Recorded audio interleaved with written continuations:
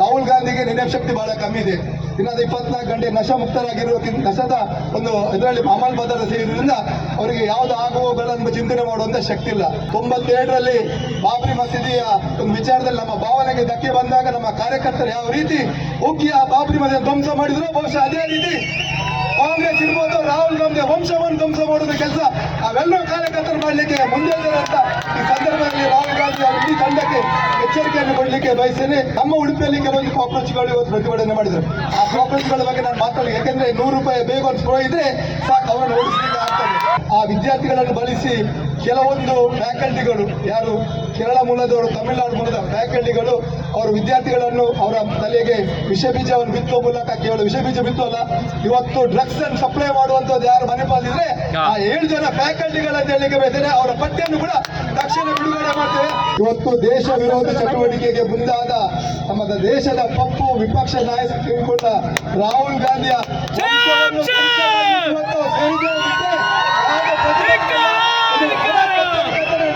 ಬಯಸ್ತೇನೆ.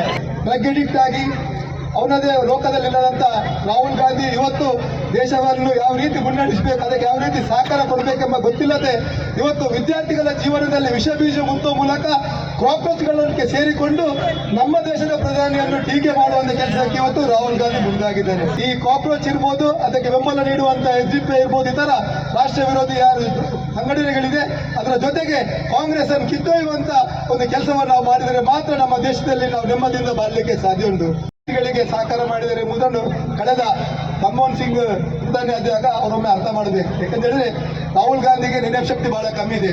ದಿನದ 24 ಗಂಟೆ ನಶಾ ಮುಕ್ತರಾಗಿರೋ ನಶದ ಒಂದು ಇದರಲ್ಲಿ ಅಮಲ್ ಬದಲ ಸೇರಿದ್ರಿಂದ ಅವರಿಗೆ ಯಾವ್ದು ಆಗುವಗಳನ್ನು ಚಿಂತನೆ ಮಾಡುವಂತ ಶಕ್ತಿ ಇಲ್ಲ. ಅದರಿಂದಾಗಿ ರಾಹುಲ್ ಗಾಂಧಿಗೆ ಈ ಮಣ್ಣಿನ ಮೂಲಕ ಎಚ್ಚರಿಕೆಯನ್ನು ಕೊಡ್ತೇವೆ. ಈ ರೀತಿಯ ನಾಟಕವನ್ನು ಮಾಡಿದರೆ ಖಂಡಿತವಾಗಿ 92ರಲ್ಲಿ ಬಾಬ್ರಿ ಮಸೀದಿಯ ಒಂದು ವಿಚಾರದಲ್ಲಿ ನಮ್ಮ ಭಾವನೆಗೆ ಧಕ್ಕೆ ಬಂದಾಗ ನಮ್ಮ ಕಾರ್ಯಕರ್ತರು ಯಾವ ರೀತಿ ಹೋಗಿ ಆ ಬಾಬ್ರಿ ಮಸೀದಿ ಧ್ವಂಸ ಮಾಡಿದ್ರು, ಬಹುಶಃ ಅದೇ ರೀತಿ ಕಾಂಗ್ರೆಸ್ ಇರ್ಬೋದು, ರಾಹುಲ್ ಗಾಂಧಿ ವಂಶವನ್ನು ಧ್ವಂಸ ಮಾಡುವ ಕೆಲಸ ಅವೆಲ್ಲರೂ ಕಾರ್ಯಕರ್ತರು ಮಾಡಲಿಕ್ಕೆ ಮುಂದೆ ಇದ್ದಾರೆ ಅಂತ ಈ ಸಂದರ್ಭದಲ್ಲಿ ರಾಹುಲ್ ಗಾಂಧಿ ಅವರ ಇಡೀ ತಂಡಕ್ಕೆ ಎಚ್ಚರಿಕೆಯನ್ನು ಕೊಡಲಿಕ್ಕೆ ಬಯಸ್ತೇನೆ. ಅದರ ಜೊತೆಗೆ ನಮ್ಮ ಉಡುಪಿಯಲ್ಲಿ ಕೆಲವೊಂದು ಕಾಕ್ರೋಚ್ಗಳು ಇವತ್ತು ಪ್ರತಿಭಟನೆ ಮಾಡಿದ್ರು. ಆ ಕಾಕ್ರೋಚ್ಗಳ ಬಗ್ಗೆ ನಾನು ಮಾತಾಡಿ, ಯಾಕೆಂದ್ರೆ 100 ರೂಪಾಯಿ ಬೇಗ ಒಂದು ಸ್ಪ್ರೋ ಇದ್ರೆ ಸಾಕು ಅವರನ್ನು ಓಡಿಸಲಿಕ್ಕೆ ಆಗ್ತದೆ. ಅದರಿಂದಾಗಿ ಮಣಿಪಾಲದಂತ ಒಂದು ಶಿಕ್ಷಣ ಸಂಸ್ಥೆ ಇಡೀ ವಿಶ್ವದಲ್ಲಿ ಬಹಳ ಒಂದು ಹೆಸರುವಾಸಿ ಇದು. ನಮ್ಗೆ ಎಲ್ಲಿಗೆ ಬಹಳ ಗೌರವ ಉಂಟು. ಮಣಿಪಾಲ್ ನಮ್ಮ ಜಿಲ್ಲೆಯಲ್ಲಿ ಬರ್ತದೆ, ಶಿಕ್ಷಣದ ಕಾಶಿ ಅಂತ. ಬಹಳಷ್ಟು ವಿದ್ಯಾರ್ಥಿಗಳು, ಸುಮಾರು 25,000 ಮಿಕ್ಕಿದ ವಿದ್ಯಾರ್ಥಿಗಳು ಪ್ರತಿ ವರ್ಷ ಅಲ್ಲಿ ಬಂದು ಶಿಕ್ಷಣವನ್ನು ಪಡಿತಾರೆ. ಬಹಳ ಗೌರವದಿಂದ ವಿದ್ಯಾರ್ಥಿಗಳಿಗೆ ಸ್ವಾಗತಿಸ್ತೇವೆ, ಅವರಿಗೆ ಸಹಕಾರ ಮಾಡ್ತೇವೆ. ಆದರೆ ಮೊನ್ನೆ ದಿನ ಆ ವಿದ್ಯಾರ್ಥಿಗಳನ್ನು ಬಳಸಿ ಕೆಲವೊಂದು ಫ್ಯಾಕಲ್ಟಿಗಳು, ಯಾರು ಕೇರಳ ಮೂಲದವರು, ತಮಿಳುನಾಡು ಮೂಲದ ಫ್ಯಾಕಲ್ಟಿಗಳು ಅವರು ವಿದ್ಯಾರ್ಥಿಗಳನ್ನು ಅವರ ತಲೆಗೆ ವಿಷ ಬೀಜವನ್ನು ಬಿತ್ತುವ ಮೂಲಕ, ಕೇವಲ ವಿಷ ಬೀಜ ಬಿತ್ತುವಲ್ಲ, ಇವತ್ತು ಡ್ರಗ್ಸ್ ಅನ್ನು ಸಪ್ಲೈ ಮಾಡುವಂತದ್ದು ಯಾರು ಮನೆ ಪಾಲಿದ್ರೆ ಆ 7 ಜನ ಫ್ಯಾಕಲ್ಟಿಗಳಂತ ಹೇಳಿಕೆ ಬಯಸ್ತೇನೆ. ಅವರ ಪಟ್ಟಿಯನ್ನು ಕೂಡ ತಕ್ಷಣ ಬಿಡುಗಡೆ ಮಾಡ್ತೇವೆ. ಪೊಲೀಸ್ ಅವರು ಮೇಲೆ ಕ್ರಮ ಕೈಗೊಳ್ಳಿದ್ರೆ ಪೊಲೀಸ್ನವರ ಕೆಲಸವನ್ನು ಮುಂದೆ ನಾವು ಮಾಡಬೇಕಾಗಿದೆ. ಬಹುಶಃ ಕೃಷ್ಣ ನಾಡಿನಲ್ಲೇ ಇವತ್ತು ದೇಶ ವಿರೋಧಿ ಚಟುವಟಿಕೆಗೆ ಮುಂದಾದ ನಮ್ಮ ದೇಶದ ಪಪ್ಪು ವಿಪಕ್ಷ ನಾಯಕ ತಿಳ್ಕೊಂಡ ರಾಹುಲ್ ಗಾಂಧಿಯ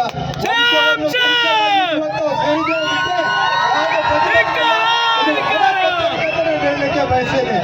ಬಹುಶಃ ವರ್ಷದ 10 ತಿಂಗಳು ಯಾವ್ಯಾವ ರಾಷ್ಟ್ರದಲ್ಲಿ ಟೋಟಲ್ಲಿ ಡ್ರಗ್ ಅಡಿಕ್ಟ್ ಆಗಿ ಅವನದೇ ಲೋಕದಲ್ಲಿಲ್ಲದಂತ ರಾಹುಲ್ ಗಾಂಧಿ ಇವತ್ತು ದೇಶವನ್ನು ಯಾವ ರೀತಿ ಮುನ್ನಡೆಸಬೇಕು, ಅದಕ್ಕೆ ಯಾವ ರೀತಿ ಸಹಕಾರ ಕೊಡಬೇಕೆಂಬ ಗೊತ್ತಿಲ್ಲದೆ ಇವತ್ತು ವಿದ್ಯಾರ್ಥಿಗಳ ಜೀವನದಲ್ಲಿ ವಿಷ ಬೀಜ ಮುತ್ತುವ ಮೂಲಕ ಕಾಕ್ರೋಚ್ಗಳಿಗೆ ಸೇರಿಕೊಂಡು ನಮ್ಮ ದೇಶದ ಪ್ರಧಾನಿಯನ್ನು ಟೀಕೆ ಮಾಡುವಂತ ಕೆಲಸಕ್ಕೆ ಇವತ್ತು ರಾಹುಲ್ ಗಾಂಧಿ ಮುಂದಾಗಿದ್ದಾರೆ. ಬಹುಶಃ ರಾಹುಲ್ ಗಾಂಧಿ ಅವರಿಗೆ ಒಂದು ಮಾತನ್ನು ಇವತ್ತು ವೇದಿಕೆ ಮೂಲಕ ಹೇಳಲಿಕ್ಕೆ ಬಯಸ್ತೇನೆ. ಇವತ್ತು ತಮಿಳುನಾಡಿನಲ್ಲಿ TVK ಪಕ್ಷ ಇವತ್ತು ಆಡಳಿತದಲ್ಲಿ ಉಂಟು. TVK ಪಕ್ಷ ಇವತ್ತು LTT ಪ್ರಭಾಕರನ್ನ ಒಂದು ಸಹಕಾರದೊಂದಿಗೆ ಅವರ 3 ಶಾಸಕರೊಂದಿಗೆ ಇವತ್ತು ಸರ್ಕಾರ ರಚನೆ ಮಾಡಿದರೆ, ಇವತ್ತು ರಾಜೀವ್ ಗಾಂಧಿ ಯಾರು, ರಾಹುಲ್ ಗಾಂಧಿ ಅಪ್ಪ. ರಾಹುಲ್ ಗಾಂಧಿ ಅವರ ಅಪ್ಪನನ್ನು ಕೊಂದ ಈ LTT ಪಕ್ಷದವರ ಜೊತೆಗೆ ಕೈ ಜೋಡಿಸಿದ್ರೆ ಅವರ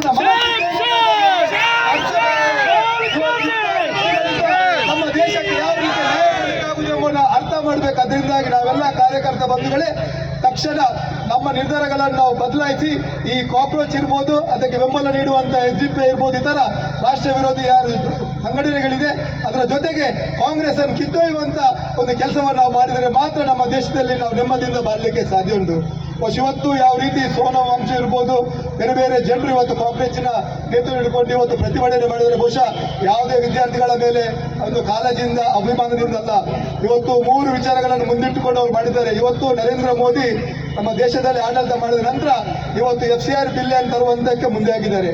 ಇವತ್ತು ಈ ಇಬ್ಬರು ವ್ಯಕ್ತಿಗಳು ಅಭಿಷೇಕ್ ಇರ್ಬೋದು, ಸೋನಂ ನಮ್ಮ ವಾಂಗ್ಚುಕ್ ಇರ್ಬೋದು, ಇವತ್ತು ಅವರು ಫಾರಿನ್ ಫಂಡಿಂಗ್ ನ ಮೂಲಕ ಇವತ್ತು ದೇಶ ವಿರೋಧಿ ಸಂಘಟನೆಗಳಿಗೆ ಫಂಡಿಂಗ್ ಮಾಡಿ ಇವತ್ತು ನಮ್ಮ ದೇಶದಲ್ಲಿ ಅಜಾಗ್ರತೆ ಇರ್ಬೋದು. ನಮ್ಮ ಕಾರ್ಯಕ್ರಮಗಳನ್ನು ನೀವು ನೋಡ್ತಾ ಇದ್ರೆ ನಮ್ಮ ಚಾನೆಲ್ ಅನ್ನ ಸಬ್ಸ್ಕ್ರೈಬ್ ಮಾಡಿ, ಪಕ್ಕದ ಬೆಲ್ ಐಕಾನ್ ಒತ್ತಿ ನಮ್ಮನ್ನ ಬೆಂಬಲಿಸಿ. ಹಾಗೆ ನಮ್ಮ ಕಾರ್ಯಕ್ರಮಗಳನ್ನ ಲೈಕ್ ಮಾಡಿ, ಕಮೆಂಟ್ ಮಾಡಿ, ಅದನ್ನ ಬೇರೆಯವರಿಗೂ ವಾಟ್ಸ್ಆಪ್ ಮೂಲಕ ಶೇರ್ ಮಾಡಿ.